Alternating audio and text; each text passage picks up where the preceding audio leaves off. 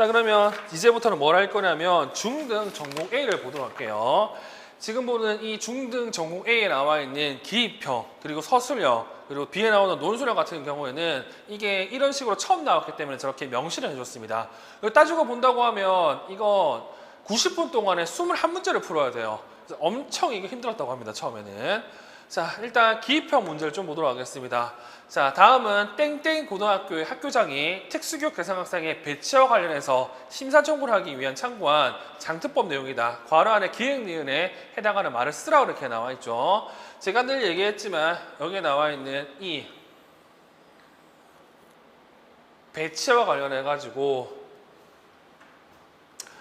심사 청구를 할 수 있는 방법은 두 가지가 있습니다. 첫 번째, 특별한 사유 또는 여기 나와 있는지 것처럼 3개월 이상 학교 적응에 어려움이 있을 경우 할 수가 있죠. 그리고 문제와 관련해서는 시군구 특수교육운영위원회 또는 시도 특수교육운영위원회는 심사 청구를 받을 때 1회 심사에서 기획에 그 결정을 청구에게 통보해야 된다 이렇게 되어 있습니다. 자, 이 같은 경우는 우리가 알고 있는 시간이잖아요. 30일 이내에. 그리고 이 결정에 문제가 있다고 생각하는 특수교육 대상자 또는 보호자는 뭘 할 수가 있다고? 행정심판을 할 수 있죠. 행정심판은 90일 이내에 할 수가 있다는 거. 그래서 지금 여기 나오는 전체 내용들이 다 시험 문제에 많이 언급되는 내용이기 때문에 해당 내용들은 당연히 기억해 두셔야 되고요. 그리고 이번 같은 경우에는 이거 2009년 교육과정이잖아. 근데 눈에 띄는 게 뭐냐면 수학과예요. 이 수학과 거의 안 나오거든요. 중등에서. 근데 이 수학과와 관련된 내용이 언급됐다는 것 정도 여러분들이 꼭 기억하시면 될 것 같습니다. 그래서 이 내용은 바뀐 내용이기 때문에 기억할 필요는 없는데 여기 나와 있는 수학과가 중등에 언급됐다는 것 정도는 알고 있으면 되겠죠. 자, 그리고 3번. 이것도 이제 바뀐 내용이기 때문에 중요한 내용은 아니지만 그래도 여러분들이 기억할 내용은 뭐냐면 중학교 같은 경우에는 지금 보고 있는 이 학교 스포츠 클럽이 관련된 내용이 엄청 중요하다는 사실을 기억하시면 됩니다. 그리고 학교 스포츠 클럽 제가 보기에는 나올 것 같아요. 왜냐하면 작년에 저게 나왔잖아. 작년에 프로젝트 학습이 나왔잖아요. 그렇기 때문에 이 학교 스포츠 클럽과 관련된 내용으로도 올해는 충분히 언급될 수 있습니다. 자, 그리고 4번. 이제 이 4번이 중요합니다. 다음에 가는 중학교 2학년에 재학 중인 특수교육 대상 학생의 A 기초학력 검사 쓰기 검사 결과 일부이고 나는 이 검사 결과에 대해 특수교육지원센터의 진단평가 팀장과 신임 특수교사가 나눈 대화 내용의 일부이다. 괄호 안에 기획과 니은에 해당하는 평가 용어 각각 쓰라고 이렇게 나와 있죠. 자, 일단 여기서 이제 눈여겨봐야 될 게 뭐냐면 이 100분 위입니다. 이 100분 위 같은 경우에는 늘 우리 시험에 나온다고 말씀을 드렸잖아요. 100분 위 같은 경우에는 특정한 원점수, 즉 지금 여기서 원점수가 47점이기 때문에 47점 또는 47점 이하의 점수를 받은 아동의 100분 유를 뜻하는 거고요. 그렇게 봤을 때 100분위 점수는요. 100명 중에 몇 등이라고 얘는 94등이라고 생각하시면 되고 아니면 47점이나 40점 이하의 점수를 받은 아동이 100명 중에 6명 있다고 얘기하시면 됩니다. 일단 이 100분위 점수를 해석하는 게 엄청 중요해요. 그리고 이 학력지수 같은 경우는 우리가 알고 있는 변환준수 중에서 어디에 해당한다고? 네, 학년 등가점수에 해당하는 겁니다. 근데 얘는 그렇게 중요한 게 아니고요. 중요한 게 이 95% 신뢰도 수준이죠. 자, 우리가 알고 있는 신뢰도 탄원도 같은 경우 특히 신뢰도는요.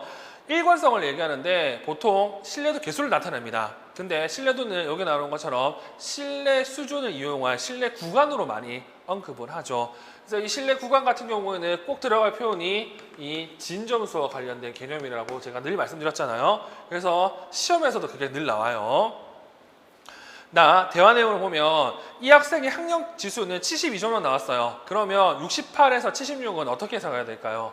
자, 이 결과에서 학생이 획득한 점수는 72점이지만 이는 이 학생의 니은이 68점과 76점 사이에 있을 확률이 95%입니다. 우리가 알고 있는 신뢰 구간을 해석하는 내용이죠. 자, 기획을 구하기 위해 진점수를 구하기 위해서는 학생 A의 획득 점수 그리고 95% 신뢰 수준에 해당하는 점수, 지점수 이 검사의 측정의 표준검차가 필요를 합니다. 자, 그래서 기억할 내용은 신뢰 구간은요 진점수의 범위를 얘기하는 거고요. 따라서 신뢰 구간이 나온다고 하면 이 해석하는 것도 엄청 중요하지만 뭐도 중요하다고? 진점수라는 표현을 쓰는 게 엄청 중요합니다. 그래서 이 문제는 여러분들이 꼭 알아야 될 문제 중에 하나라고 생각하니까 지금 여기 나와 있는 얘네들, 이 팀장 말을 잘 기억하시면 될 것 같네요. 자, 그리고 5번 문제. 자, 다음은 특수교육 대상 학생 A가 통합된 중학교 1학년 사회 수업 시간에 일반 교사가 특수교사의 자문을 받아 기획한 수업을 실시하고 있는 장면이다. 이 장면에서 사용되고 있는 그래픽 조율자의 명칭을 쓰라고 나오죠. 이것도 진짜 웃긴 게 이 그래픽 조율자라는 명칭이 들어가 있잖아요. 이 그래픽 조율자가 나와 있는 책이 학습장의 김현선 책입니다. 이게 저번 시간에 배웠던 김현삼 책이 나오고 나서 계속적으로 언급하는 내용 중에 하나인데, 지금 김현삼 책을 풀 수 있는 내용이 뭐가 있냐면 이 문제, 그리고 이 문제, 그리고 이 문제는 김현삼 책으로 풀 수 있는 문제거든요. 그래서 이때 당시만까지는 하더라도 김현삼 책으로 엄청 많이 나왔어요. 그리고 이것도 마찬가지로 김현삼 책으로 풀 수 있는 내용이에요. 그래서 그 책으로 이 내용을 접근해야 조금 더 합리적으로 문제를 풀 수가 있습니다. 그래서 해당 해에 또는 전해에 나왔던 강론을 아는 것도 중요합니다. 일단 얘 같은 경우는 그래픽 조율자잖아요. 이 그래픽 조율자와 관련해서 김현삼 책 같은 경우에는 총 3가지의 그래픽 조율자가 언급이 됩니다. 첫 번째가 뭐가 언급이 되냐면 개념도. 얘 친구로 언급되는 게. 그리고 또 뭐가 언급되냐면 개념 비교표. 그리고 언급되는 게 얘예요. 얘 이름 같은 경우는 알다시피 의미, 특성, 자질, 분석. 뭐 이런 식으로 이제 얘기를 하죠. 의미, 특성, 분석. 뭐 이런 식으로 얘기를 하죠. 그래서 여러분들이 아셔야 될 게 뭘 아셔야 되냐면, 이거 가로예요. 의미, 자질 분석, 의미, 특성 분석 이렇게 얘기할 수 있거든요. 그래서 뭘 아셔야 되냐면 이 의미, 특성 분석, 의미, 자질 분석이 같은 책, 김현선 책에서 또 다른 부분에서 나옵니다. 어디서 나오냐면 어휘 지도와 관련해서. 어휘 지도와 관련해서는 조금 이해 수준, 부분 이해 수준, 그리고 충분한 이해 수준 중에서 부분 이해 수준이 언급이 되고, 이 부분 이해 수준 같은 경우에는 지금 언급되어 있던 뭐 개념도, 개념지도, 그리고 개념 다이어그램, 그리고 여기 나와 있는 의미 특성 분석 이런 식으로 언급이 되어 있거든요. 그리고 당연히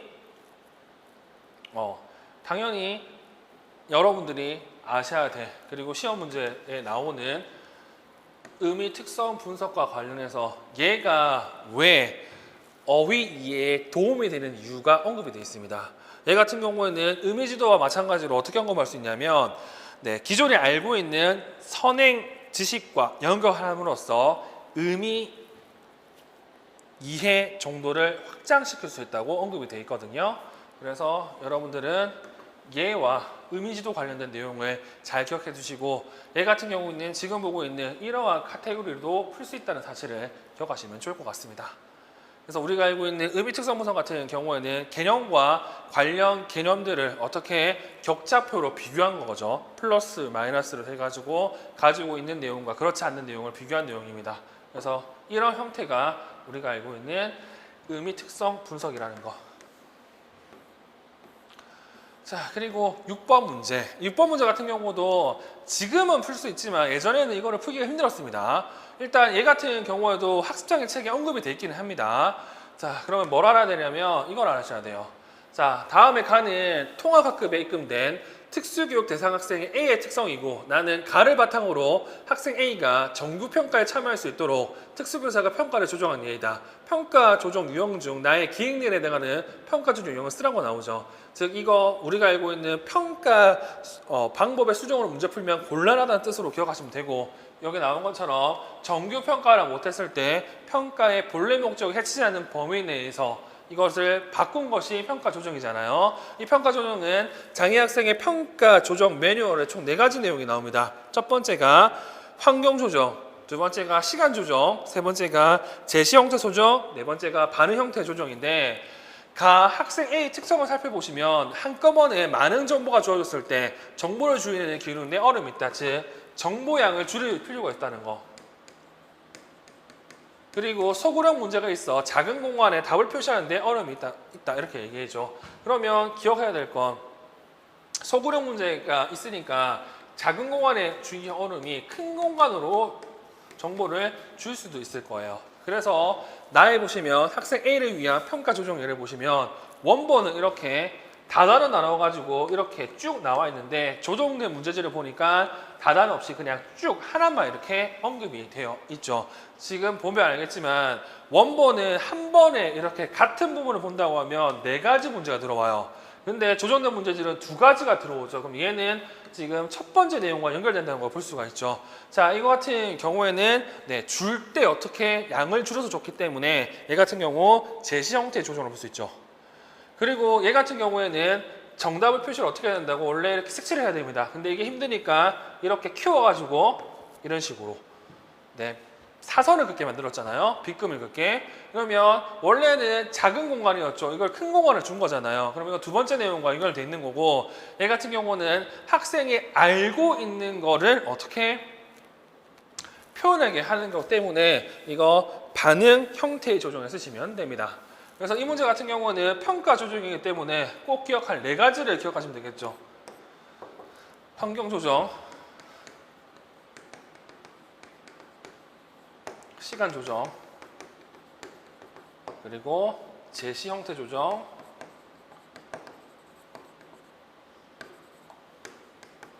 반응 형태 조정. 이 4가지가 장애학생 평가 조정 매뉴얼에 나와 있는 4가지 내용입니다. 이게 엄청 중요하다고 말씀드리죠. 그리고 이 내용이 나중에 18년도에 교준 논술에도 나오고요. 초등 교준 논술, 19년도에 논술의 문제도 나오죠.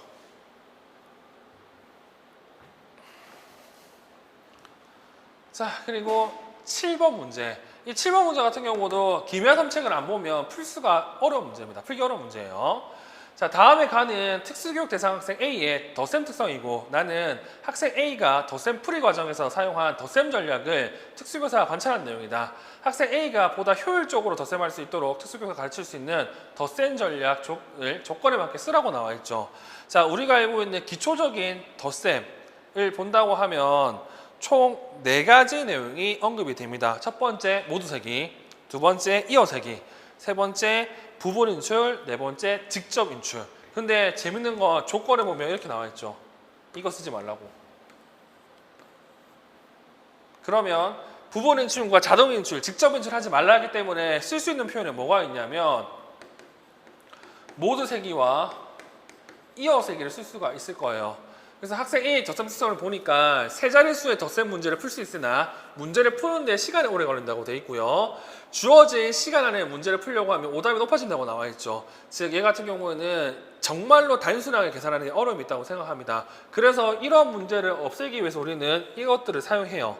근데 이걸 하기 위해서는 해야 될 게 있죠. 모두 세기와 이어 세기를 해야 돼요. 근데 내용을 보니까 1의 자리의 수를 더할 때 2부터 10의 자리는 3부터 100의 자리는 5부터 합니다. 근데 2, 3, 5 이거 효율적으로 하기 위해서는 6 더하기 2 하면 8이고 그리고 6 더하기 3 하면 9고 그리고 5 더하기 1 하면 6이라는 걸 알면 훨씬 더 편하게 할 텐데 그걸 못하는 거잖아요.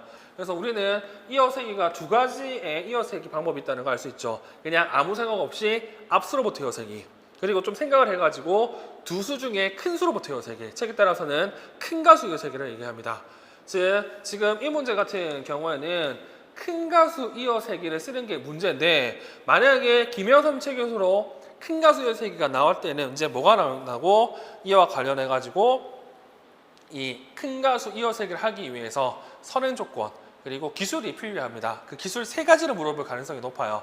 방금 얘기한 것처럼 순서와 상관없이 효율적인 순서를 알고 연산할 수 있어야 되고요. 그리고 큰 수를 변별할 수 있어야 되고요. 그리고 1이 아닌 곳에 셀 수가 있어야 돼요. 이 중에서 제일 중요한 건 두 수 중 큰 수를 변별할 수 있어야 된다는 이 내용을 여러분들이 해당 문제에서 알고 있으면 될 것 같습니다.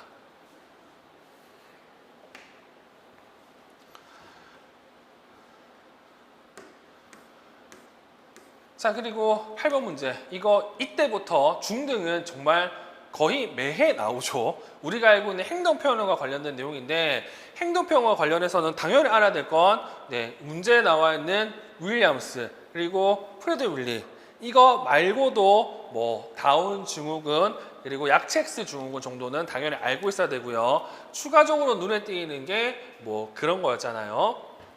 뭐 추가적으로 눈에 띄는 게 이거 말고도 뭐 안젤만 이런 것도 있었는데 일단 우리가 기억할 내용은 지금까지 시험 문제는 방금 얘기했던 윌리엄스, 그리고 프레드 윌리, 그리고 약체스 증후군, 다운 증후군 애들이 시험 문제 엄청 많이 나온다는 거. 그리고 여기 나온 이 내용들 같은 경우는 선택형에서 엄청 많이 나왔습니다. 할 말이 없어요. 그래서 기획에 들어갈 내용은 언어 및 청각적, 니은에 들어갈 내용은 시공간적입니다. 그래서 여기 나와 있는 행동 표현과 관련된 내용은 여러분들이 꼭 기억하시면 좋을 것 같고, 이 문제 같은 경우는 답보다 더 중요한 게 뭐냐면, 지금 그러면 이런 학생들에게 할 수 있는 과제, 유형이 언급돼 있잖아. 일단 윌리엄스 같은 경우에는 말 이어 전달하기, 그리고 지시 듣고 미션 수행하기, 이런 것들을 할 수가 있고요. 그리고 프레드 윌리 같은 경우에는 퍼즐 조각 맞추기, 그림 모자이크 완성하기 같은 경우 잘한다고 언급이 돼 있잖아요. 그래서 여기 나와 있는 동그라미 한 부분 내용을 여러분들이 기억하시면 될 것 같네요.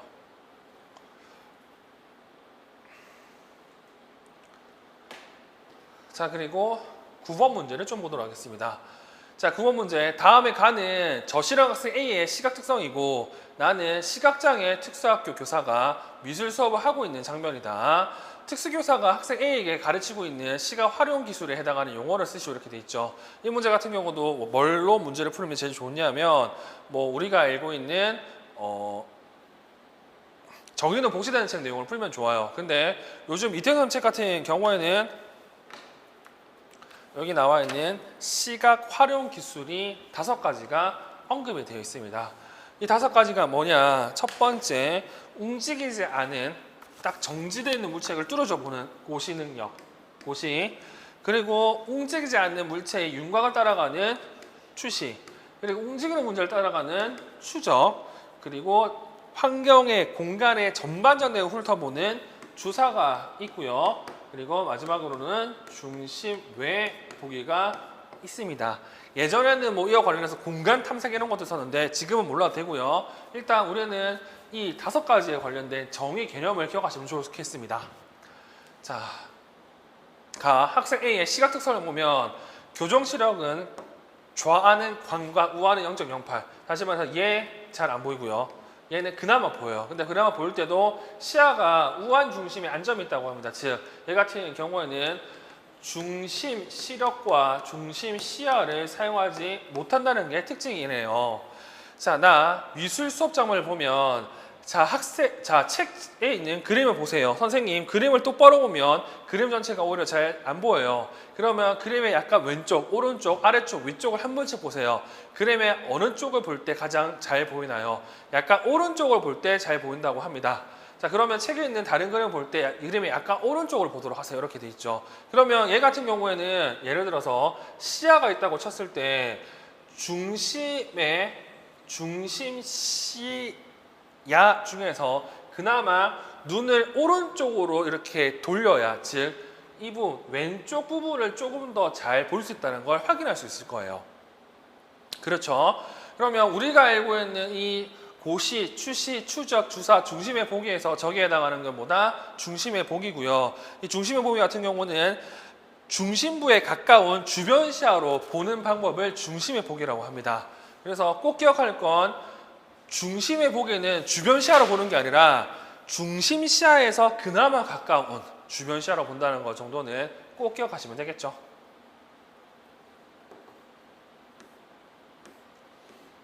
자, 10번. 다음은 기도 수능 청력 검사를 통한 산출된 청각장애 학생 A의 오른쪽 귀 평균 청력 손실치 PT에 대한 설명이다. 괄호 안에 기획 니은에 해당하는 말을 각각 쓰라고 나와 있죠. PTA 평균 청력 손실 정도를 구하는 방법은 3분법, 그리고 4분법, 그리고 6분법이 있고, 그리고 책에 따라서는 4주파수법이 있는데, 4주파수법 같은 경우는 미국에서 쓰기 때문에 우리나라에 나오기가 힘들 것 같고요. 이 중에서 이제 3분법, 4분법, 6분법이 있고, 이 6분법은 얘가 엄청 중요하고, 중요한 이유는 예전 6분법에서는 장애 등급을 판정할 때 이걸 사용했어요. 근데 요즘에는 장애 등급이 없잖아요. 그럼에도 불구하고 고선 책을 찾아보시면 소음선 난청과 관련된 내용이 나오고, 소음선 난청은 이 6분법으로 이제 확인할 수 있으니까 6분법이 눈에 띕니다. 근데 이 문제 같은 경우는 이 4로 나눴기 때문에 4분법과 관련이 있네요. 4분법 같은 경우는 4분의 A 플러스 2B 플러스 C고, 이때 A는 500, 그리고 B는 1000, 그리고 C는 2000이 되겠죠. 그렇게 봤을 때 지금 니은에 들어갈 내용은 2000이 되고요. 그리고 우리가 알고 있는 이 1000이 말소리의 중요한 주파수잖아. 그리고 이 주변에도 마찬가지로 말소리와 관련된 주파수가 많기 때문에 기획에 들어갈 내용은 말소리 또는 어음 이런 내용을 쓰시면 정답이 되겠죠. 그리고 11번부터는 조금 쉬었다 하도록 할게요. 자, 다시 하도록 할게요. 이제 볼 내용은 11번 문제인데 11번 문제 같은 경우에는 이거 누가 보더라도 말소리 산출이 어려워 보이는, 즉 우리가 알고 있는 유창성 장애 또는 말더듬을 생각할 수 있는 내용이 이렇게 언급이 되어 있습니다. 이 중에서도 기획의 말더듬 핵심 행동과 니은의 부수 행동의 명칭을 쓰라고 하는데 뭐 이거는 그렇게 어렵진 않죠. 이 같은 경우에는 알다시피 말더듬 핵심 행동 같은 경우에는 뭐 연장, 반복, 막힘이 있을 거고요. 그리고 부수 행동 같은 경우는 탈출 행동과 회피 행동이 있을 텐데 지금 기획 같은 경우 보여요. 이거 연장이라고 할 수가 있고, 그리고 이거는 반복, 이거는 연장, 이거는 막힘이라고 볼 수가 있죠. 자, 그리고 갑자기 고개를 뒤로 젖히기도 한다. 이 같은 경우에는 탈출 행동이라고 볼 수 있는데 일단 중요한 건 뭐다?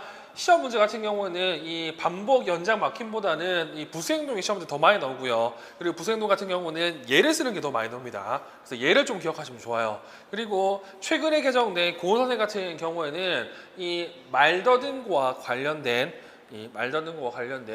중재가 있잖아요. 이 중재가 유창성 완성법과 그리고 말더듬 수정법이 있는데 이 말더듬 수정법 관련된 내용이 좀 바뀐 내용이 많습니다. 그래서 그 내용을 이 문제를 통해서 좀 확인하시면 좋을 것 같아요. 우리가 알고 있는 접근에서 언급하고 있는 취소, 이끌어내기 이런 거 있잖아요. 이게 용어가 좀 달라졌고 개념도 조금 다르게 설명되어 있습니다. 자, 그리고 12번 문제를 보도록 할게요. 이 12번 같은 경우에도 내용을 보시면 이 컴퓨터 접근성을 높이기 위해서 교육실 시스템이 설명하는 장면으로 설명이 되어 있죠. 그래서 기획 니은 내용을 보시면 일단 기획 같은 경우 이렇게 얘기합니다. 선생님, 학생 A가 컴퓨터를 사용할 때 선생님께서 어떤 도움을 주고 계신지 알고 싶어요. 학생 A는 컴퓨터로 문서 작업을 할 때 어려움이 있어요. 예를 들어 학습이라는 단어를 칠 때 히읗 한 번 누르기 나서 손을 떼야 하는데 바로 떼기가 어려워요. 그래서 히읗이 계속 입력되며 화면에 나타나 지우고 다시 치느냐 시간이 걸려요. 이럴 때에는 윈도우 프로그램의 4개 필요한 옵션 중 반복된 키 입력을 자동으로 무시하는 기획 기능을 활용하고 있어요. 요즘에는 여기 나와 있는 윈도우 프로그램 그리고 4개 필요한 옵션이 아니라 접근성 센터 또는 접근성이라는 곳에 가면 지금 보고 있는 이 내용이 언급되어 있죠. 이 내용들 같은 경우는 뭐 고정키, 필터키, 그리고 토글키 이 3가지가 나오는데 이 3가지 같은 경우도 시험 문제 엄청 많이 나옵니다. 지금 기억에 들어갈 내용 같은 경우에는 필터키가 되겠죠. 이 필터키 같은 경우는 반복된 키 입력을 자동으로 무시하는 형태가 되어 있습니다. 그리고 추가적으로 알아야 될 게 고정키 그리고 토글키 같은 경우도 여러분들이 해당 내용을 아실 필요가 있고 얘네들 같은 경우는 시험 문제 계속적으로 나옵니다. 그리고 여기 보시면 또 뭐가 나오냐면 훑기와 관련된 내용을 할 건데 훑기 내용을 보니까 이렇게 화상 키보드가 나오죠. 일단 훑기 같은 경우에는 우리가 알고 있는 간접 선택 한 가지 방법이고요. 그렇게 봤을 때 지금 이 문제 같은 경우에는 2014년 문제 같은 경우는 유초 중에서 전부 다 기법을 다 물어봤다는 걸 기억할 수 있겠죠. 그리고 화상 키보드 같은 경우는 여기 보는 것처럼 이렇게 직접 선택도 할 수 있고요. 그리고 간접 선택도 할 수 있습니다. 그러니까 지금 여기 훑기 내용이 나와 있죠. 자, 훑기 같은 경우에는 훑기 형태와 선택 기법을 언급하고 있는데 이 문제 같은 경우는 선택 기법을 얘기하고 있습니다. 우리가 알고 있는 선택 기법 같은 경우는 자동, 단계적, 그리고 반전, 여굣기가 있는데 설명으로 보니까 학생 B에게는 스위치를 누르지 않아도 일정 시간 간격으로 커서가 움직이도록 미리 설정해주고 커서가 원하는 키에 왔을 때 스위치를 눌러 그 키를 선택하는 니은 선택 기법을 사용하고 있어요. 이때 말하는 니은은 우리가 알고 있는 자동 훑기라고 볼 수가 있겠죠. 그래서 여기 나와 있는 자동 훑기 그리고 단계적 훑기, 역훑기 관련된 개념 또한 끊임없이 개념을 쓰라고 합니다. 그래서 그 개념을 잘 알고 있으면 될 것 같습니다. 그리고 13번 문제. 자, 14번 문제 같은 경우는 근위 영역증인데 이 근위 영역증 같은 경우는 뭐 답을 보시면 금방 알 수 있습니다. 그래서 얘 같은 경우는 뭘 기억해야 되냐면 기역 다리를 넓게 벌리고 양손으로 바닥을 짚었다가 무릎과 허벅지를 손으로 밀면서 일어나는 모습, 이거 가오징어죠. 이 가오징어와 관련된 이 개념을 기억하시고, 그리고 추가적으로 이게 왜 일어나는지도 여러분들이 기억하시면 됩니다. 그 내용 같은 경우는 제가 뒤에 있는 문제를 통해서 조금 더 얘기를 할 거고요. 일단 이 가오 사인이 일어나는 이유 또한 여러분들이 알고 있어야 된다는 것 정도는 기억하시면 됩니다. 여기 골반 근육 약화라는 표현이 들어가 있죠. 자, 그리고 니은 실제적으로 근위축이 일어나지만 근섬유 대신에 지방세포가 들어차 마치 근육의 증가처럼 보이는 것, 이렇게 돼 있죠. 이거 우리가 알고 있는 가성비대를 뜻합니다. 얘도 여기 나와 있는 개념 정의를 좀 알고 있으면 좋을 것 같고요. 그리고 이 문제 같은 경우는 눈에 띄는 게 하나가 있어요. 뭐가 있냐면, 그래서 얘한테 어떻게 해야 되는데, 휠체어를 타는 학생들이 현재 상태를 유지할 수 있도록 근육 스트레칭이나 적절한 운동 프로그램을 준비하면 되겠네요. 자, 알다시피 근위양증 애들 같은 경우는 특히 뭐 두세년 애들 같은 경우에는 근력보다는 근지구력을 향상시켜야 되잖아요. 그 근지구력 향상시키는 방법이 여기 이렇게 설명이 되어 있습니다. 이 내용을 여러분들이 잘 기억하시면 좋을 것 같습니다.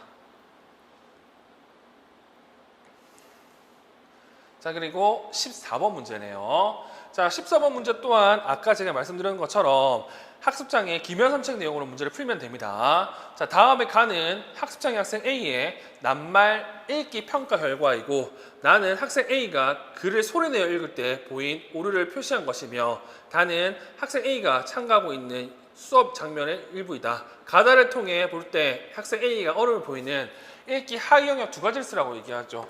이 읽기 하위 영역 같은 경우에는 책에 따라서는 4가지, 책에 따라서는 5가지가 나와 있고, 5가지 같은 경우도 김현 선생님 책에서는 읽기 선수 기술로 표현되는데, 책에 따라서는 5가지를 얘기할 때도 나머지 다 빼고 음원 인식만 얘기하는 책도 있습니다.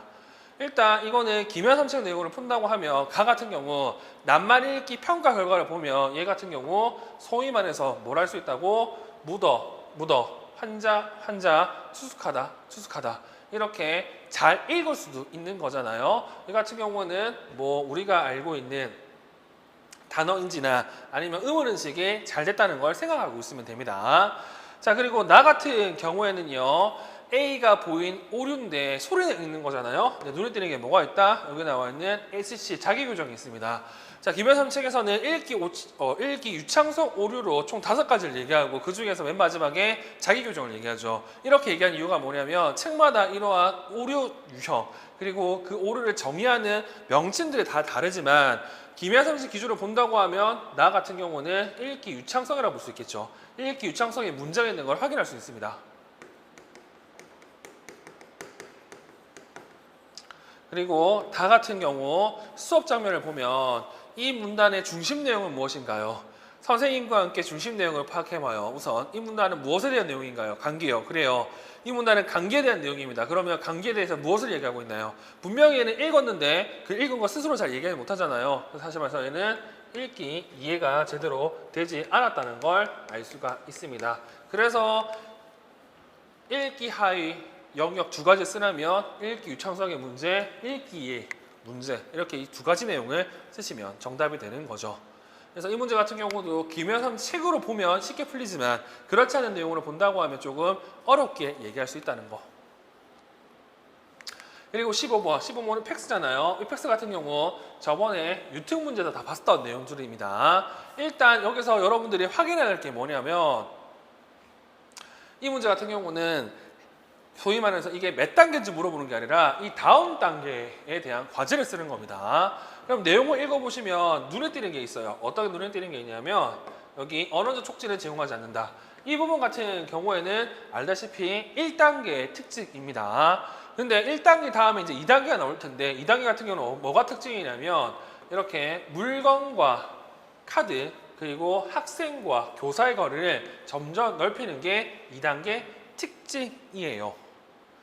그리고 3단계 같은 경우 이렇게 스스로 자발적으로 배워낼 수 있다고 하면, 3단계는 지가 좋아하는 거 또는 지금 당장 필요로 하는 카드를 구별할 수 있어야 됩니다. 이거를 뭐라고 한다? 그림카드 변별하기 또는 식별하기라고 얘기하잖아요. 그래서 다음 단계에서 학생 A가 배우게 될 과제 같은 경우는 식별하기, 변별하기 내용으로 답을 써주시면 될 것 같습니다. 즉 앞에 있는 내용은 1단계, 이 뒤에 있는 내용은 2단계의 내용이라는 것 정도 확인할 수가 있겠죠.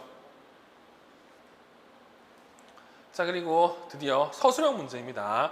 제가 첫 번째 시간 때도 말씀드린 것처럼 서술형 문제 같은 경우는 왜 이렇게 서술형에 표시해 줬냐면 답이 서술형이라 돼서 그래요. 그래서 답을 서술형을 써줘야 돼. 그래서 제가 늘 강조를 합니다. 그냥 나열하는 게 아니라 지금 나와 있는 물음들에 대해서 문장들을 문단으로 연결시켜서 써주는 게 제일 좋습니다. 일단 1번 문제 같은 경우에는 교육과정 문제고요. 예정 문제로서 제가 별로 설명을 안 할 건데 여기서 중요한 게 뭐냐면 이 교과 같은 경우 소위 말해서 기준 수업 실수고 그리고 이 창의적 체험활동 그리고 총 수업 시수 같은 경우에는 최소 수업 시수라는 개념을 기억하시면 될 것 같습니다. 그 내용을 물어보는 게 이 문제라는 것 정도 알고 있으면 되겠죠. 그리고 지금은 여기 나와 있는 공통과 그리고 기본과 관련된 20% 가감, 30% 감화하는 게 다르지만 예전에는 똑같았거든요. 그래서 그거 내고 생각하시고 한 번 정도만 체크해 주시면 좋을 것 같아요. 그리고 2번 문제. 2번 문제 같은 경우도 설명할 건 없죠. 일단 얘 같은 경우에도 초성과 아와 관련된 내용이라는 것 정도는 여러분들이 기억하시면 좋을 것 같고 그리고 초성 그리고 이거 써야 되는지 안 써야 되는지와 관련된 내용이 2번 문제입니다. 그리고 이 2번 문제를 통해서 뒤에 나오는 2015 기출문제에 영향을 준 문제라고 생각하시면 되고요. 그때 한번 제가 다시 한번 더 말씀을 드리겠습니다. 일단 다음 내용을 보고 점자 문법 요소를 확인하시면 됩니다. 우리가 좀 관심을 가져야 되는 거는 3번 문제고요. 이 3번 문제에 나와 있는 이 단일 대상 연구 설계, 즉 조건 변경 설계 같은 경우는 조만간 시험 문제 나올 것 같아요. 그래서 3번 문제와 관련된 내용을 여러분들이 잘 기억하시면 될 것 같습니다. 자, 다음에 가는 자폐성 장애 학생 A의 자리 이탈 행동을 감소시키기 위해 단일 대상 연구를 실시해서 그 결과를 그래프로 나타낸 것이고 나는 이 그래프를 보고 특수교사들이 나눈 대화 내용이다. 나의 기억을 이룬 중 틀린 것 2가지를 찾아 기호를 쓰고 그 이유를 쓰라고 나오죠. 우리가 알고 있는 조건 변경 설계 같은 경우는 목적이 뭐다? 중재들의 비교인데 이 중재들 비교를 할 때 어떻게 한다고요? 인접한 중재들끼리만 비교를 할 수 있어요. 이렇게만. 그리고 지금 보는 것처럼 이렇게 단일 중재 그리고 이 단일 중재 합들은 다수 중재가 보일 텐데 이 비교할 때도 이 다수 중재를 단일 중재끼리 서로 떼서 비교도 불가능합니다. 그냥 옆에 있는 것끼리만 이렇게 비교를 해요. 그리고 얘네들 같은 경우에는 기본적으로 기능적 관계를 입증하기 위해서 사용하는 게 아니기 때문에 이 기초선도 필요가 없습니다. 그냥 옆에 있는 중재 효과만 비교할 수 있다는 사실을 기억하시면 돼요. 그리고 이 문제 같은 경우는 지금 중재 예시로 DRC가 나와 있죠. 이 DRC의 동일한 뜻이 우리가 알고 있는 DRA가 되고 대체행동 차별 강화를 할 때 사회적으로 수용 가능하고 문제행동과 동일한 기능을 하는데 이 행동이 의사소통적 기능이 있다고 하면 여기가 얘기하는 DRC, 의사소통 차별 강화로 얘기를 합니다. 그래서 우리는 기억할 건 이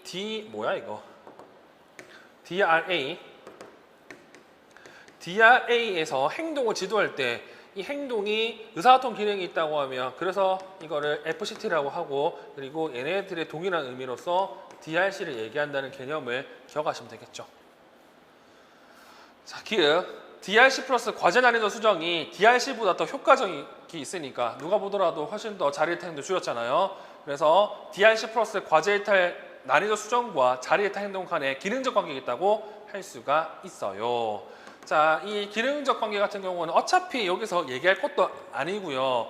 지금 얘 같은 경우에는 DRC 플러스 과제 난이도 수정이 효과적이라고 볼 수는 있습니다만 알다시피 중급 조건 변경 설계 같은 경우에는 소위 말해서 중재 간섭 효과를 보입니다.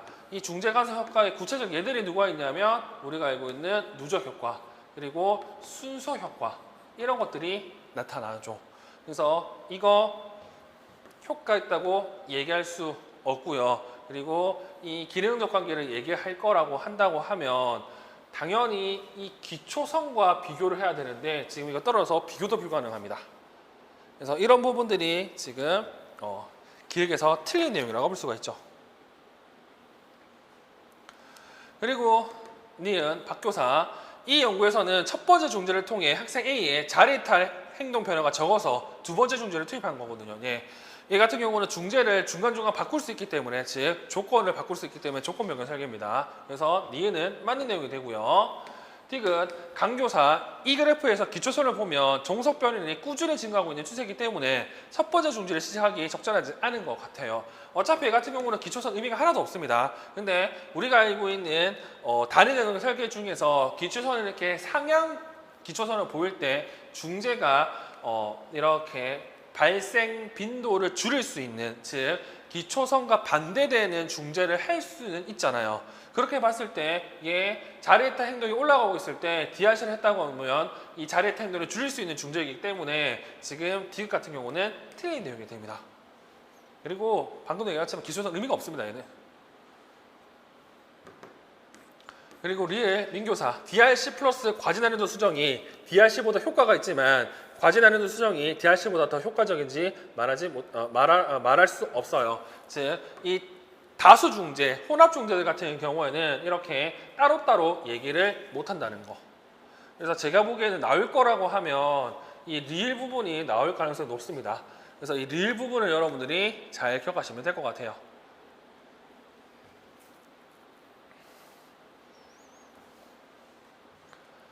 자, 그리고 4번 문제. 다음에 가는 지체장애 특수학교에 재학 중인 학생 A의 특성이고 나는 특수교사와 물리치료사가 미술 시간에 학생 A를 관찰한 내용이며 다는 학생 A를 위해 가나를 반영해서 수립한 지원 계획이다. 자, 다의 기획을 하기 위해 사용한 보조기구 한 가지를 제시하라. 자, 일단 다의 기획이 뭐냐면 이거죠. 엎드려서 그리기를 할 수 있도록 자세를 취하도록 한다. 엎드려서 우리가 알고 있는 보강기를 얘기하는 거죠. 자, 그러면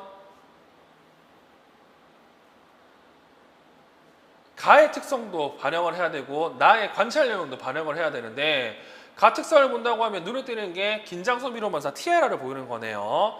그리고 이 TRR 같은 경우에는 알다시피 늘 나오는 게 얘는 뭐 앙왕이나 보강에서 전부 다 뭘 많이 보인다고 우리가 알고 있는 반사가 많이 일어납니다. 그래서 이 같은 경우는 어떻게 옆으로 누울 수 있는 자세를 만들어 줘야 되고요. 그리고 이 문제 같은 경우에는 어떤 걸 얘기를 했냐면 이렇게 엎드려서 해야 된다고 얘기를 합니다. 그러면 엎드릴수록 도와주는 수 있는 보조기기를 써야 되는데 이거 우리가 알고 있는 답으로 생각한다고 하면 삼각지지대 위치가 답이 돼요. 근데 어떤 분들 같은 경우는 이거 엎드려서 쓸 수 있는 기구를 얘기하는 분도 있습니다. 즉 보가 위에서 쓸 수 있는 프로스탠더를 얘기하는 사람도 있는데 이 같은 경우에는 이거를 고려하지 못했죠.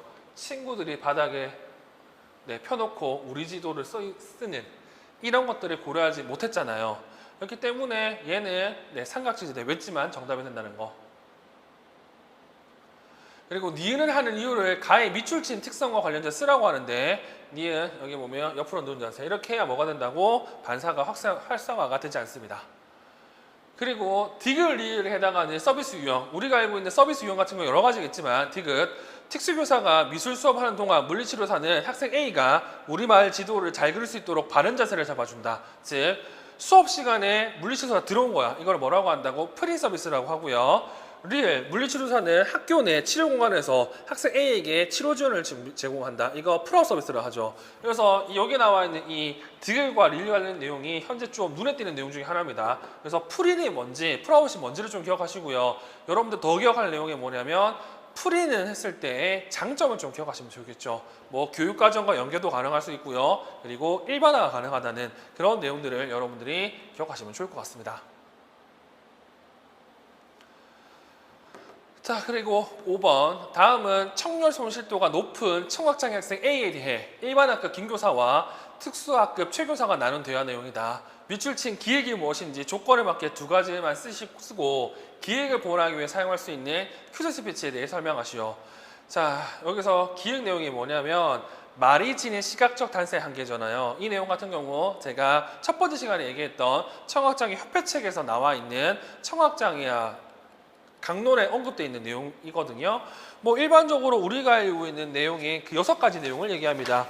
뭐 말소리의 낮은 가시도, 동형 이으며 빠른 구호 속도, 음운 환경에 따른 전이효과, 좋은 운동의 개인차, 환경적 제약. 이게 그 책에 딱 나와 있어요. 그리고 그 책에서는 말을 지닌 시각적 단서라고 딱 얘기하고요. 시각적 단서의 한계라고 얘기하고요. 책에 따라서는 독화의 한계점이라고 얘기한 책도 있죠. 일단 그 책 때문에 이 문제를 냈고, 그래서 조건으로는 이렇게 구체적으로 제시하지 말 것이라고 언급을 해놨습니다. 그러면 이러한 말이 지닌 시각적 단서의 한계 때문에 뭘 쓸 수 있다고? 퀴즈 스피치를 쓸 수 있는데, 이 퀴즈 스피치 같은 경우에는 발음 암시법이라고 하잖아요. 근데 요즘 고어선책에서는 발음 지시법도 언급이 돼 있죠. 그래서 책에 따라서는 이거 두 가지를 구분하지 않지만 고어선책에서는 발음 암시법과 발음 지시법을 구분합니다. 발음 지시법 같은 경우는 어떻게? 입에 우리가 알고 있는 지문자를 쓰는 방법을 발음 지시법이라고 얘기를 하고, 퀴즈 스피치 같은 경우에는 빵 근처에 자음 모음을 나타내는 수신어를 추가한 거라고 얘기하죠. 그래서 퀴즈 스피치 발음 암시법 같은 경우에는 이거 언어적 특성을 보이지만 언어는 아니라고 얘기를 하는 거죠. 그래서 우리는 기억할 건 말이 지닌 시각적 단서의 한계 시험 문제 계속 나오고요. 그리고 최근 책에 나와 있는 발음 지시법이 퀴즈 스피치 발음 암시법과 다른 차이가 있다는 사실 또한 확인하시면 될 것 같습니다. 자, 그리고 6번 문제. 이 6번 문제도 김현 선생님 책, 학습장애 책으로 풀 수 있는 내용인데, 일단 쓰기 과정의 접근과 관련된 내용은요, 김동훈 선생님 책 등등을 찾아보면 쓸 수는 있어요. 근데 김현 선생님 책이 아니고서 쓸 수 있는 게 뭐가 있냐면 이거예요. 이 철자 교수법과 관련된 철자 오류 특성, 이거는 이제 김현 선생님 책 내용만 쓸 수 있는 겁니다. 일단 쓰기 과정적 접근 같은 경우에는 시험 문제 엄청 많이 나오고요. 따라서 우리는 단계를 잘 기억해 두실 필요가 있습니다. 자, 일단 문제를 보면 다음에 가는 30분 동안 실시한 장문평가에서 학습장애 학생 A가 TV와 신문의 공통점과 차이점에 대해 쓴 글의 전체이며, 나는 학생 A를 위해 계획한 쓰기 과정적 접근에 대한 내용이다. 중요한 건 가 같은 경우는 이 내용이 30분 동안 쓴 내용입니다. 뭐를 통해서? TV와 신문의 공통점과 차이점에 대해서. 근데 이거밖에 못 썼어요. 그러면 이 말이 어떤 뜻이냐면, 얘 같은 경우는 일단 글의 내용이 많잖아요. 이 말을 다른 말로 유창하지 않다는 뜻으로 기억하면 되겠죠. 그리고 내용을 읽어보시면 아시겠지만 내용이 TV와 신문의 공통점과 차이점이 아니라 지 생각을 쓴 겁니다. 그렇기 때문에 얘 같은 경우에는 소위 말해서 내용도 제대로 안 돼 있고요. 그리고 내용도 별로 많지도 않습니다. 그리고 내용들을 읽어보시면 연결도 제대로 안 됐어요. 그래서 이와 관련해서 뭘 하겠다고? 쓰기 과정적 접근을 한 거죠. 쓰기 과정적 접근을 보니까 계획하기, 초안 작성하기, 내용 수정하기, 편집하기, 게시하기가 이렇게 나와 있는데, 뭐 공부해 보시면 아시겠지만 내용 수정하기와 편집하기 같은 경우는 또래 교수를 통해서도 함께 할 수 있다는 사실을 기억하시면 되겠습니다. 그러면 기획, 계획하기에서 이제 들어갈 내용을 써야 되는데, 여기 보시면 기획에 들어갈 내용을 가에 나타난 특성을 가져서 쓰라고 했죠. 지금 계획하기 같은 경우에는 내용 생성과 내용 조직과 관련된 내용이 들어가면 돼요. 근데 내용 생성 30분 동안 했는데 이거밖에 없어요. 내용 생성할 때 제일 중요한 건 뭐다? 이야기거리를 만들어낼 때 일반적으로 많이 쓰는 게 브레인스토밍입니다. 그래서 정답은 브레인스토밍을 써놨고요. 그리고 이렇게 생성한 내용을 유기적으로 조직하기 위해서는 눈으로 보는 게 중요하기 때문에 그래픽 조직자를 사용하면 좋습니다. 그래서 브레인스토밍과 그래픽 조직자 관련된 내용으로 답을 써주시면 됩니다. 근데 뭐 브레인스토밍이 아니고서, 그리고 그래픽 조직자 사용이 아니고서라도 방금 얘기했던 생성과 조직과 관련된 내용을 쓰시면 일단 맞습니다. 그리고 니은을 할 때 니은이 뭐냐? 철자에 초점 맞춘다는데, 지금 가의 내용을 본다고 하면 이렇게 별로 안 좋다, 그리고 왜냐하면 예능, 스포츠, 그리고 왜냐하면 퀴즈, 이런 거 같은 경우 발음 나는 대로 써야 되는데 발음 나는 대로 못 쓰는 거잖아요. 이 같은 경우에는 김현삼책에 나와 있는 철자 오류 형태의 3가지 중 하나에 속합니다. 일단 3가지라고 얘기한다고 하면 음운 처리, 표기 처리, 그리고 형태 처리. 오류라고 얘기할 수 있고, 이 중에서 얘 같은 경우에는 지금 소리 내는 대로 못 썼기 때문에 소위 말해서 음운 처리에 어려움이 있기 때문에 음운 처리 중심 철제 교수법을 사용해야 돼요. 음운 처리 중심 철제 교수법 같은 경우는 파리스 교수법이 있죠. 그 내용으로 답을 써주시면 됩니다. 근데 이거 같은 경우는 이 철자 오류 특성과 관련된 내용이 기묘한 책으로 풀어야 제대로 풀 수 있는 문제고요. 다른 책으로 푼다고 하면 틀릴 가능성도 있습니다. 됐죠? 자, 그리고 이제 전공 B 내용을 좀 보도록 하겠습니다. 자, 전공 B 내용을 보시면 1번 다음에 가는 특수교사가 의사소통장애 학생 A에게 스크립트 문맥을 이용한 언어 중재를 실시한 장면이고, 자, 우리가 알고 있는 이 스크립트 문맥을 이용한 언어 중재 같은 경우에는 자폐에서는 이걸 뭐라고 부른다? 잘스라고 부르고요. 뭐 책에 따라서는 잘스와 이 스크립트 문맥을 이용한 언어 중재의 차이점을 언급한 책도 있지만 일단 우리는 같이 보면 됩니다. 자, 얘네들 같은 경우는 말 그대로 스크립트를 이용해 가지고요. 특정 상황에서 특정 대화를 할 수 있도록 만들어주는 거고, 책에 따라서는 구어 능력 증진을 목표로 하고, 얘네들 같은 경우 사회적으로 요구하는 의사소통 행동과 그리고 의사소통 양식을 늘리는 걸 목적으로 한다고 돼 있죠. 왜? 스크립트를 통해서 매일 반복할 수 있을 거니까. 자, 그래서 얘네들 같은 경우에는 이 스크립트 문맥을 이용한 언어 중재에 실시한 목적을 쓰라고 했기 때문에 뭐 방금 얘기했던 내용 쓰시면 되는데, 보통 의사소통 책에 나와 있는 스크립트 문맥을 이용한 언어 중재, 즉 김연아 선생님 책 내용을 본다고 하면 얘네들 같은 경우는 상황 문맥에서 상황 지식을 배우고 이걸 통해서 상황 언어를 배운다고 설명이 되어 있거든요. 그런 내용으로 목적을 쓰시면 됩니다. 그리고 나에서 기획과 같이 행동한 이용을 쓰라는데, 일단 나의 기획 같은 경우 답을 보시면 아시겠지만 원래 이 스크립트를 해야 돼. 근데 이거를 안 하고 물어본 거죠. 딸기 아이스크림을 담아 학생에게 건넨다. 원래라면 어떻게 해야 된다고? 그냥 콘 주세요. 그래서 바나나 주세요 하면 끝나요. 근데 이거 같은 경우는 쓸데없이 이렇게 다르게 한 거죠. 자, 그래서 이걸 통해서 할 수 있는 게 뭐냐? 자, 우리가 알고 있는 이 스크립트 문맥을 이용한 언어 중재 같은 경우에는 이거를 효율적으로 또는 효과적으로 사용할 수 있는 방법이 3가지가 있어요. 그 3가지 중에서 마지막이 지금 이 문제 답이죠. 일단 3가지가 뭐가 있냐? 먼저 기억할 내용은 주고받는 대화기를 늘릴 것.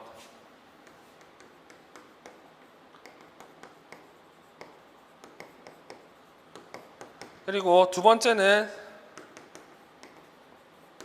상황적 언어를 많이 사용할 것. 그리고 세 번째는 의도적으로 틀려가지고 자발적인 언어를 유도할 것. 그 중에 얘가 지금 기획 같은 상황입니다. 그래서 지금 이 내용을 여러분들이 잘 기억해 두시면 좋을 것 같아요. 그리고 추가적으로 더 알아야 될 건 김정찬 선생님 책에서는 잘스와 그리고 여기 나와 있는 스크립트 문맥을 이용한 언어 중재의 공통적인 4가지가 언급이 되어 있죠. 그 공통적 4가지도 여러분들이 확인하시면 될 것 같네요. 자, 그리고 2번. 자, 기억 미온 중 상담 및 관찰 평가 결과에 적합하지 않는 중재 2가지를 찾아 쓰고 각각의 중재 계획을 바르게 수정하라고 나오는데, 이거 현재 기출문제를 보시면 여기 있는 내용들 다 물어봤습니다. 그래서 이거 엄청 중요한 내용이에요. 그래서 여기 나와 있는 이 안질환과 그에 따른 보조기 중재 계획을 잘 기억해 두시면 좋을 것 같고, 뭐 이 같은 경우는 답으로 본다고 하면 답은 기획과 지금 여기 나와 있는 미음이 틀렸잖아요. 일단 여기서 기억할 건 뭘 기억해야 되냐면, 현재 이태용 선생님 시각장애 책에서는요, 이렇게 글자가 흐르게 보이고 렌즈를 통해 보이는 글자 수가 작다고 얘기한다는 것 같은 경우, 뭐 우리가 알고 있는 초점 거리 그리고 시야를 잘 확보하지 못한 거잖아요. 이 초점 거리 같은 경우에는 뭐 숫자로 구할 수도 있습니다만 실제적으로 구하는 건 의미가 별로 없고, 그럼 어떻게 해야 된다? 기본적으로 3가지 내용이 나오는데 그 중에서 어떻게 한다고? 이렇게 물체에 붙였다가 서서히 떼면서 가장 선명하게 보이는 자리를 찾는 내용이 이태용 선생 언급이 되어 있습니다. 그 내용을 지금 이 문제에서 좀 기억하시면 좋을 것 같습니다.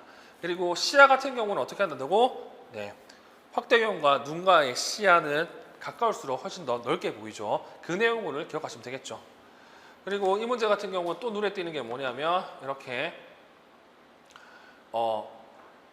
확대경 대신에 전자 확대 도서기 CCTV가 더 효과적인 경우를 언급하고 있는데, 이 같은 경우에도 정리로 복제되는 책에서는 확대경보다 CCTV가 더 효과적인 경우가 두 가지가 나와요. 첫 번째가 첫 번째가 여기 나오는 것처럼 대비 감도가 낮을 때, 두 번째는 시야가 좁을 때.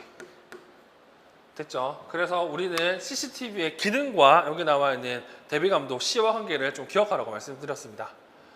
대비감도 같은 경우는 CCTV가 뭘 할 수 있다고? 역할 반전. 그러니까 대비를 높일 수 있도록 배경과 글자색을 반대로 할 수 있거든요. 그걸 통해서 대비감도를 향상시킬 수 있고요. 그리고 얘는 축소 확대가 가능하기 때문에 시야를 조정할 수가 있습니다. 그런 의미에서 확대경보다는 CCTV가 더 효과적이죠. 이 경우에는. 그리고 만안경 같은 경우에는 지금 여기 단원 만안경이라는 표현이 있잖아요. 쌍안경도 있잖아. 근데 일반적으로는 만안경을 얘기할 때 우리 교재 그리고 이태원 선생님 책 그리고 정영모 책을 찾아보시면 만안경 종류들이 꽤 많습니다. 그래서 이 문제를 통해서 만안경 종류를 좀 여러분들이 확인하시면 되고요. 그리고 추가적으로 봐야 될 때 뭘 봐야 되냐면 만안경 훈련 시 고려사항이 있잖아요. 이 고려사항을 여러분들이 기억해 두실 필요가 있습니다. 그래서 만안경과 관련된 내용은 제가 판단할 때는 이 만안경 종류도 물어볼 수 있을 것 같고요. 그리고 만안경을 훈련 시 고려사항 또한 또 물어볼 가능성이 높습니다. 그 내용들을 잘 확인하시면 돼요.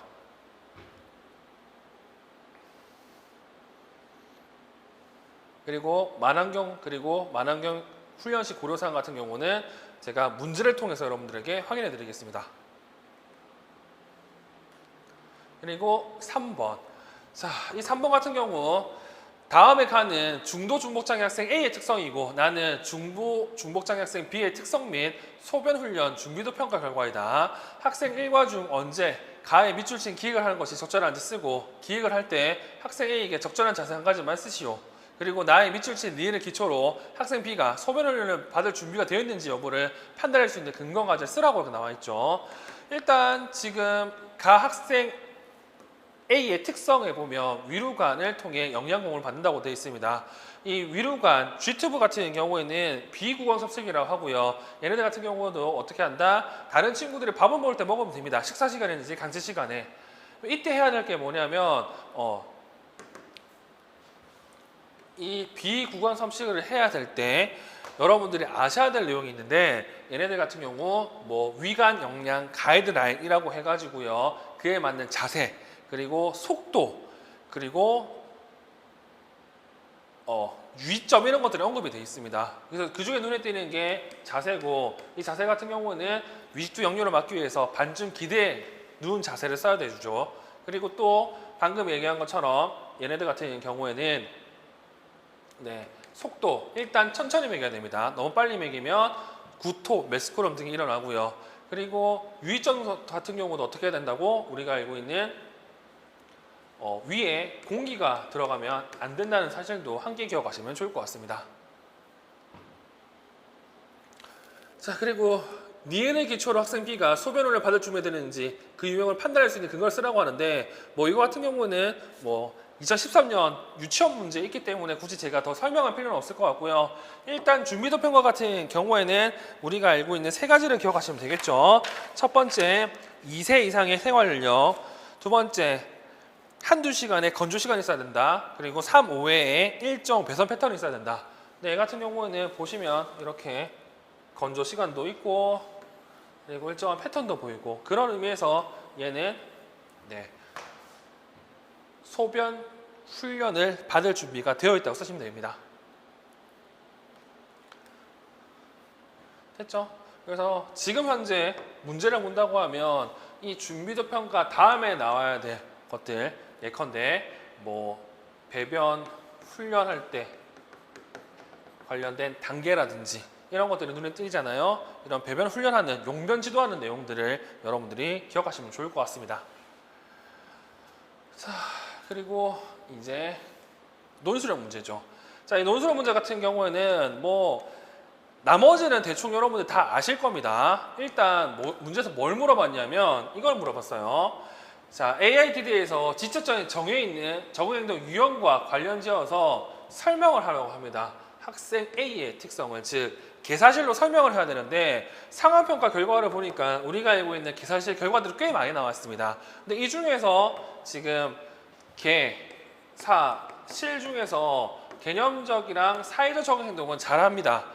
예를 들어서 출근 시간을 잘 지킨다. 사회적. 맡은 일을 끝까지 마무리한다. 사회적. 메뉴판의 음식을 읽을 수 있다. 개념적. 손님과 다른 직원들에게 인사를 잘하고 친절하다. 사회적. 다른 사람의 도움이 없이는 화장실 청소를 하지 못한다. 실제적으로 못한다는 거고. 그리고 맨 마지막에 화폐 종류를 구분하다. 이거는 개념적인데 음식값을 계산하는데 어려움이 있다. 실제적으로 못하는 거잖아요. 여기서 중요한 건 그러면 밑에서 두 번째 이거를 어떻게 해석해야 된다? 이거 사회적인지, 이거를 개념적인지, 이걸 실제적인지를 해석해야 되는데 이거 같은 경우에는 개념적으로 해석하는 게 좋고 뒤에 나와 있는 음식을 가져간다.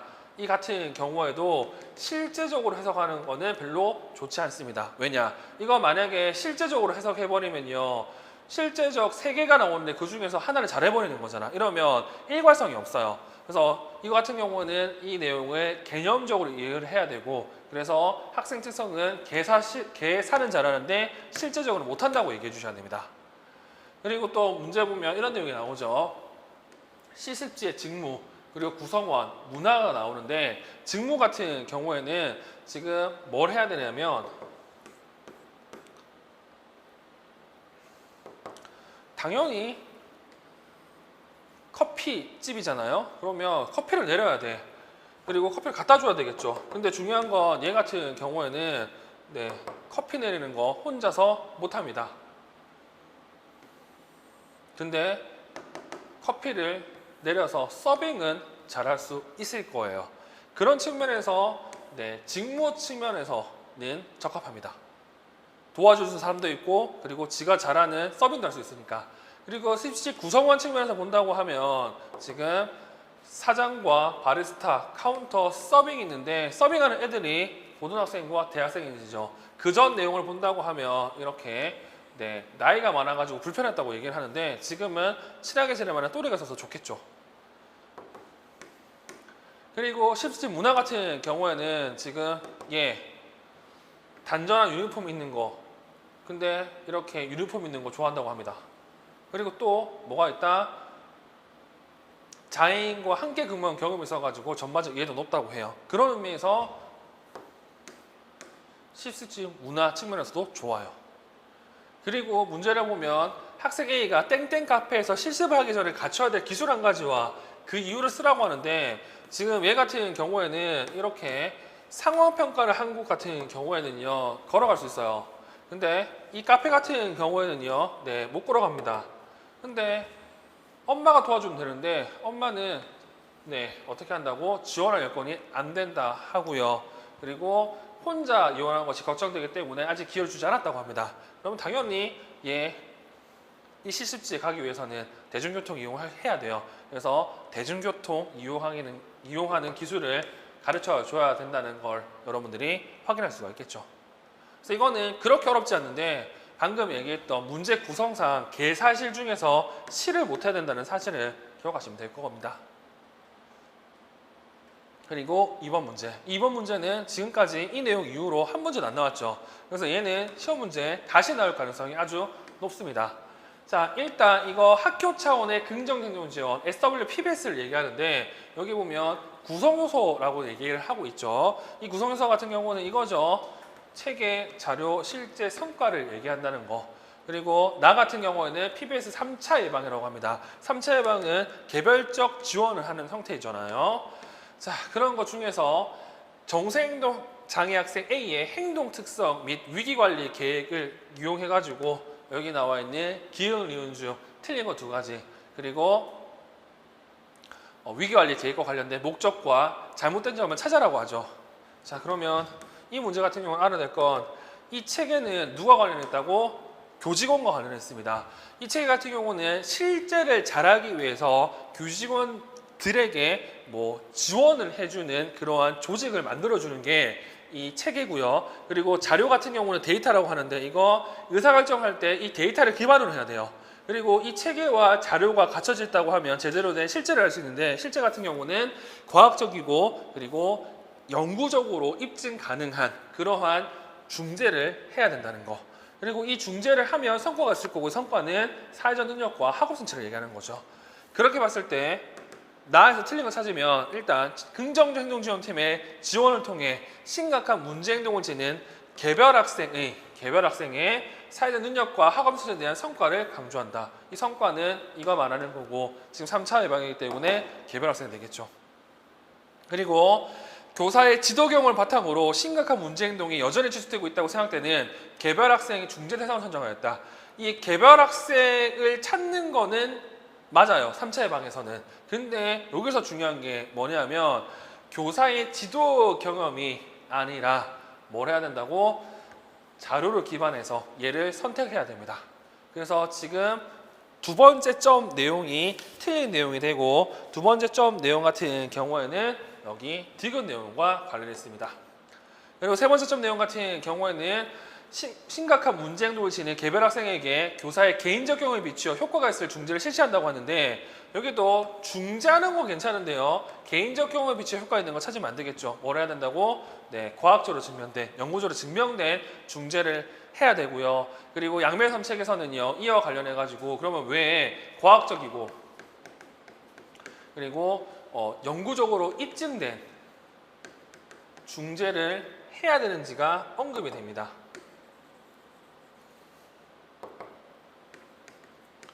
왜 그러냐 하면 이거 돈이 많고 시간이 많으면 무한정할 수 있습니다. 근데 이게 그렇지 않잖아요. 그래서 제한된 자원으로 최대의 성과를 얻기 위해서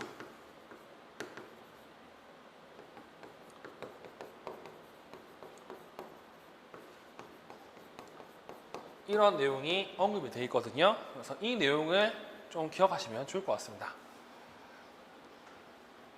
자, 그리고 위기관리 계획의 목적, 위기관리 계획 같은 경우는 알다시피 자신과 타인의 안전을 담당하는 거죠. 그래서 안전 내용이 들어가야 되고요. 그리고 이거 같은 경우에는 지금 다의 밑줄친 미임이 잘못된 걸 지적하려고 했는데 알다시피 이렇게 해버리면 어떤 문제가 발생하냐면 얘는 얘대로 난리를 칠 거고 나머지 애들 같은 경우는 공부도 제대로 못할 거예요. 그래서 이런 상황이 나면 원칙상은 얘를 빼내야 돼. 근데 알다시피 이런 사고를 치고 있는 애들한테 얘를 자꾸 빼내기는 위험하기 때문에 얘네들을 다른 교실 이동해서 공부를 해야 됩니다. 얘는 조금 진정할 때까지 놔버려둬야 되고요. 그래서 이 내용 같은 경우도 이성곤 선생님 정섬의 행동장애 책에 이 내용이 딱 그대로 나와 있거든요. 그래서 이 내용 전체가 지금 한 번도 또다시 나와 있지 않는 내용이기 때문에 이 내용이 중요합니다. 그래서 이 내용을 여러분들이 잘 기억하시면 좋을 것 같아요. 됐죠? 이렇게 해가지고 우리는 전공 예비 내용을 봤습니다. 중등 같은 경우에는 좀 새로운 내용들이 꽤 많이 나왔죠. 그런 내용들이 지금도 언급되고 있습니다. 그래서 그 내용들을 좀 잘 기억해 주시면 좋을 것 같고요. 오늘은 여기까지 진행하도록 하겠습니다. 늘 하는 말 있잖아요. 오늘도 재미없는 수업 들어서 감사하고요. 내일도 최선을 다하겠습니다. 수고하셨습니다.